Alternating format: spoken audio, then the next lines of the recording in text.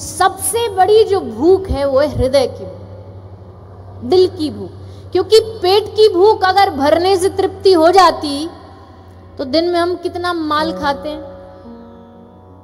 हृदय तृप्त हुआ कभी? अब ये वैरायटी खा ली, अब वो वैरायटी खा ली, अब ऐसा खा लिया, वैसा खा लिया, पर हृदय तृप्त हुआ उससे कभी? कभी नहीं। क्यों? क्योंकि हृदय की भूख सबसे बड़ी भूख है, आत्मा की भूख सबसे बड़ी भूख है।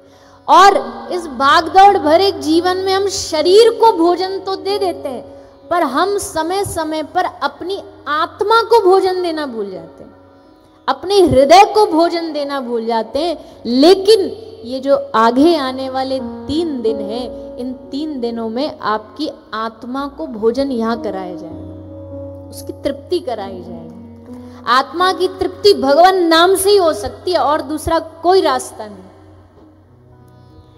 उस आत्मा की, उस हृदय की तृप्ति के लिए यहां बैठ करके आप हम सब भगवत कथा का रसास्वादन करें। अब ऐसा तो नहीं आप सब कोई नए सत्संगी हो, है कोई ऐसा जो नए नए अभी एडमिशन लिया हो इस सत्संग में? हमें तो लगता सब पुराने हैं। इस शहर पर गुरुओं की कृपा बहुत है, जितना हमने कल और आज में देखा है। और हमारे पूज्य महाराज श्री भी, हमको भी दर्शन मिला उल्लासनगर में। बड़े सरल हैं, बड़े सहज हैं और बड़ा प्यार दुलार देते हैं जब भी उल्लासनगर जाना होता है। तो गुरुओं की कृपा तो है, आप सबको सत्संग का रंग तो लगा रखा है भगवत कृपा से। अब उस रंग को और गहरा करना, और कैसे करना? बोले धोबिया धोए चाहे सारी उमरिया, पर शाम पिया मोरी रंग दे चुनरिया। ऐसा रंग जाए कि धोबी घसता घसता बावरा हो जाए पर रंग ही ना उतरे। भक्ति का रंग ऐसा चढ़ जाए, प्रेम का रंग ऐसा चढ़ जाए। अब सत्संग कोई नई बात तो नहीं है किसी के लिए, और कह भी रहे कथा सुन सुन फूटिया कान। इतनी कथा सुन ली कि कान फूट गए, फिर भी कोई हृदय में बदलाव नहीं आया। ये भाव लोग इस चौपाई का बताते हैं, कथा सुन सुन फूटिया कान। कथा सुन के भी कुछ नहीं आया इनको जीवन में, पर हम कहते हैं ना, इसका दूसरा अर्थ समझो। ये सुनो, कथा सुन सुन फूटिया कान। जैसे कोई नई पंखड़ी अंकुरित होती है ना, जैसे चना फूटा, जैसे कोई बीज अंकुरित हुआ, वैसे ही इसमें कहा है कथा सुन सुन फूटिया कान। यहाँ कथा सुनकर के कान में एक बीज हृदय में जाएगा, और वो बीज धीरे धीरे करके पौधा बनेगा, पौधा वृक्ष बनेगा, वृक्ष विशाल रूप लेगा, और फिर उसी विशाल वृक्ष पर कृष्ण प्राप्ति का फल हमें प्राप्त होगा। कृष्ण प्राप्ति का फल इस कथा का उद्देश्य। बताओ, कथा का कोई और उद्देश्य हो तो हमें बता दो। कथा का उद्देश्य आगे बैठना तो नहीं है, कथा का उद्देश्य फोटो पे दिखना तो नहीं है, कथा का उद्देश्य, अब पहला दिन है, हम ज्यादा नहीं बोलेंगे, कभी कभी ज्यादा बोल जाते हैं, पर कथा का उद्देश्य चप्पल चोरी ना हो ये तो नहीं है कि संग में थैला लेकर के आए।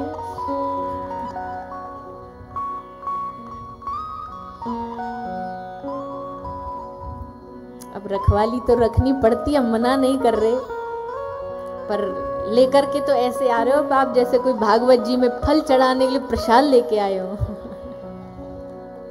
अरे पन्नी में ले लेके अपने बगल में दबाए बैठे हैं।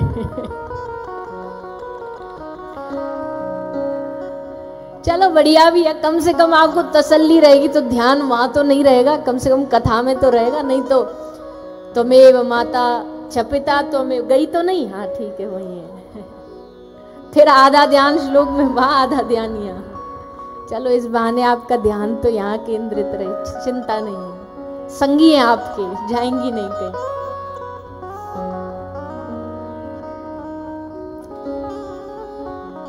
कथा का उद्देश्य कोई नाम कमाना तो नहीं है, कथा का उद्देश्य है कृष्ण प्राप्ति का फल मिल जाए, कृष्ण प्राप्ति का फल। और अगर कृष्ण ना भी मिले,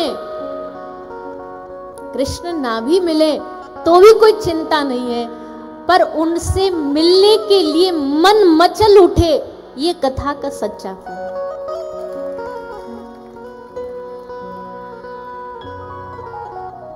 और इसी उद्देश्य को लेकर के हमको कथा को श्रवण करना है।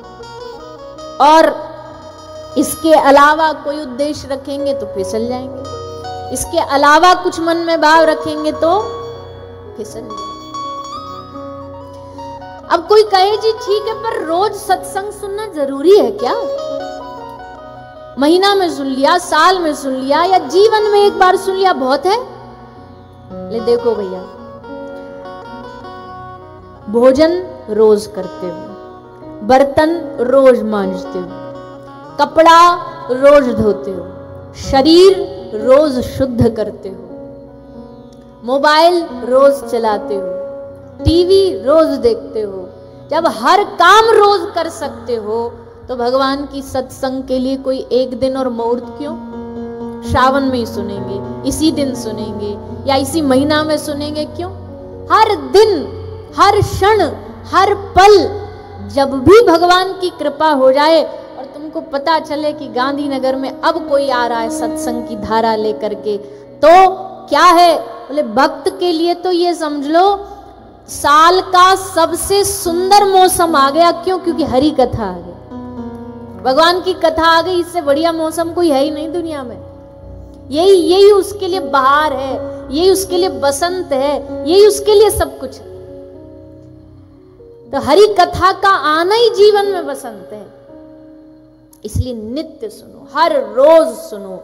जहां जिनके मुख से श्रवण पड़ जाए हरि कथा, उनके मुख से श्रवण करो,